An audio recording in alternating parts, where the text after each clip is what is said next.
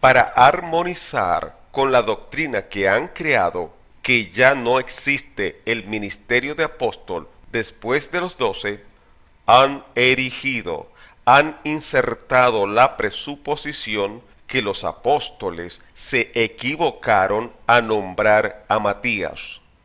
Pero hago una pregunta. ¿Dónde dice en la Biblia que fue una equivocación el nombramiento de Matías? Otra pregunta. ¿Dónde dice en la Biblia que Pablo fue el que suplió a Judas Iscariote? El apóstol Pedro hace la aclaratoria que había un requisito fundamental para que alguien reemplazara el vacío de Judas. Tenía que haber estado con ellos como testigo presencial, físico, desde que comenzó el bautismo de Juan hasta que ascendió al cielo. Pregunto, ¿Pablo cumplía este requisito? Obvio que no, y ya lo vamos a profundizar. Pregunto, ¿Pedro lo estaba diciendo de manera caprichosa o estaba cumpliendo una orden del Señor Jesús? Lucas 24, 45 al 48 dice: Entonces les abrió el entendimiento para que comprendiesen las Escrituras, y les dijo: Así está escrito, y así fue necesario que el Cristo padeciese y resucitase de los muertos al tercer día, y que se predicase en su nombre el arrepentimiento y el perdón de pecados en todas las naciones, comenzando desde Jerusalén. Y vosotros sois testigos de estas cosas. Un testigo es alguien que presencia, ve, observa, puede dar referencia de lo que ocurrió, vivió, aconteció. Tenía que ser alguien que estuvo entre ellos. Solo dos cumplían este requisito, nadie más. No se podía incluir a nadie más porque nadie más estuvo todo ese tiempo. La Biblia nos manifiesta que habían 70 que el Señor mandó a los pueblos y aldeas a predicar, pero se volvieron atrás cuando el Señor les habló duramente en Juan capítulo 6. Juan 6, verso 66. Desde entonces, muchos de sus discípulos volvieron atrás y ya no andaban con él. A pesar que fueron aproximadamente 500 personas que vieron a Jesús resucitado, sin embargo, no llenaban los requisitos para ser apóstoles entre los 12. Primera de Corintios capítulo 15 verso 6. Después apareció a más de 500 hermanos a la vez, de los cuales muchos viven aún y otros ya duermen. A pesar de ser testigos de su resurrección, cosa que también Pablo pudo testificar, esas 500 personas no llenaban el requisito porque no estuvieron con Jesús desde que comenzó su ministerio hasta su ascensión. Observe cómo se contradice el amigo Edgar Escobar en este punto. En este día, miremos 7 cosas, 7 condiciones que debe tener un apóstol. Primer lugar, el apóstol debía ser un testigo de la muerte y resurrección de Jesucristo. Los 12 fueron testigos de eso, incluyendo al apóstol Pablo. Aunque no era un apóstol en el momento en el que murió Jesucristo, ni fue presente o estuvo presente en el momento en el que él resucitó, pero sí fue testigo de su vida y ministerio, y fue posteriormente testigo de su resurrección cuando el mismo Jesucristo se presenta. Así que los 12, los apóstoles verdaderos, fueron testigos siempre. Acá están los versículos que certifican. Pregunto, ¿cómo puede probar el amigo Escobar que el apóstol Pablo fue testigo de su vida y ministerio? ¿Dónde lo dice en la Biblia? Aproximadamente 4 años después de la ascensión del Señor Jesús, Saulo de Tarso, quien posteriormente se llamará Pablo, era un jovencito cuando aparece en el escenario bíblico. Supongamos que Pablo vivía en Jerusalén en el tiempo del ministerio terrenal del Señor Jesús, pero el Señor Jesús pasó muy poco tiempo en ese lugar. Pasó mucho tiempo por pueblos y aldeas en Israel. ¿Cómo Pablo podía ser testigo presencial de la vida ministerial del Señor Jesús? Otra cosa es que tanto David Diamond y Edgar Escobar contradicen al mismo apóstol Pablo cuando él mismo no se contó entre los 12. Repito, cuando él mismo no se contó entre los 12. Pregunto, ¿ellos tienen más autoridad o tienen una visión más amplia y segura que la que tuvo el apóstol Pablo? Preste atención a lo que dijo Pablo. Primera de Corintios capítulo 15 versos 5 al 8. Y que apareció a Cefas y después a los 12. Después apareció a más de 500 hermanos a la vez, de los cuales muchos viven aún y otros ya duermen.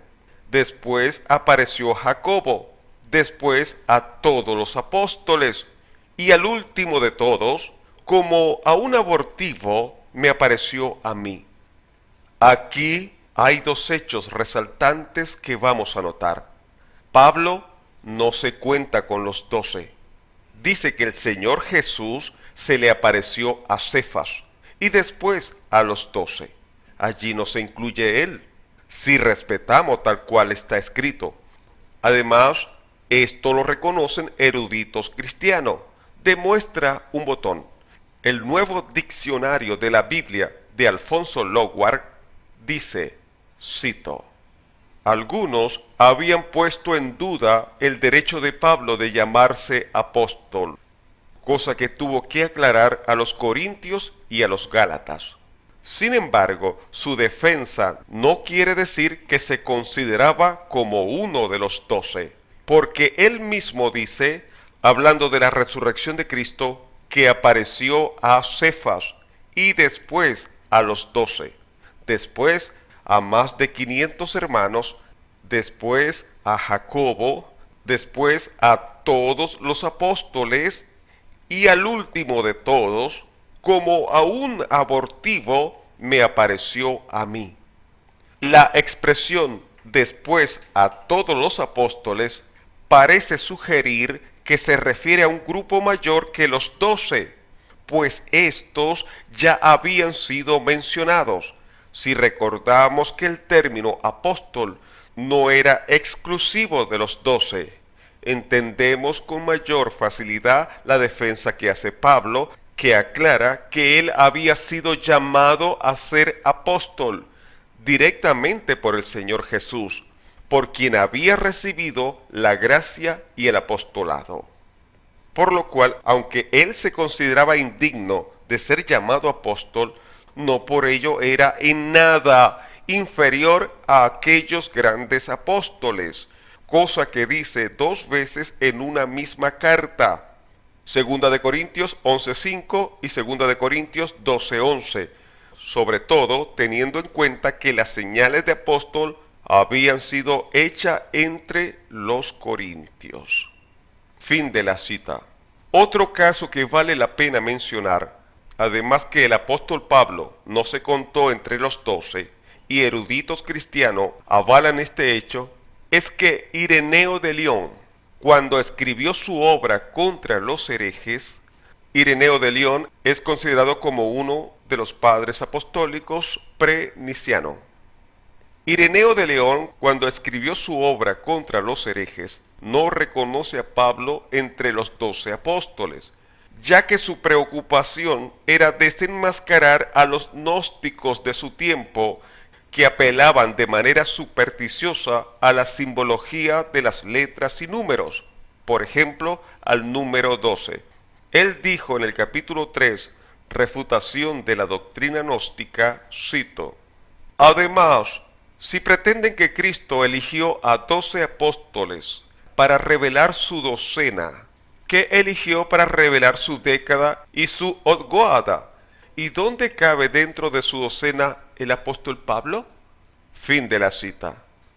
Es decir, Ireneo, para refutar lo supersticioso del número 12 de parte de los gnósticos, dijo que si eso era cierto, Pablo no estaba incluido dentro de esa docena.